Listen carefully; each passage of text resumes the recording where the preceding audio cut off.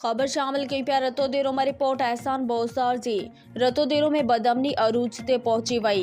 रतोदेरो शदादकोट नाके वटि ॾखण अखे जी दुकान के चोरन खाट हणी दुकान जो समूरो सामान बुहारे विया। मुतासिर सनाउल्ला सोमरो मीडिया सां ॻाल्हाईंदे चयो त सनारा ॾखण कमु कंदा आहियूं भाऊ। हे राति असांजे जेको आहे पोयों खाट हणी सॼो सामान खणी आया आहिनि। जेको आहे काठ बि थोरो हुयो उहो बि खणी आया आहिनि, हैंड कटर खणी आया आहिनि, गिलिंडर खणी आया, रूटर खणी आया, ड्रिल मशीन छपको हूंदो आहे कटाई उहो खणी आया आहिनि। ॿिया सना औज़ार जेके बि आहिनि मुकमल माना दुकान खे ॿुहारी ॾिनी आहिनि। सिर्फ़ु इहो ई जेको पियो आहे इहो बचाया आहिनि। असां थाणे ते बि वियासीं, NC कटर तक़रीबन मालियत 80-90 थींदो।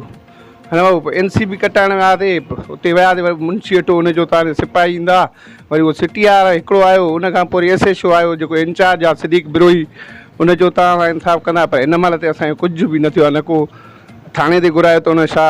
असांजे आला अमलदारनि खे इहा ई अपील आहे त असां इंसाफ़ थियो कयो वञे, असांजे पंहिंजो सामान ॾिनो वञे।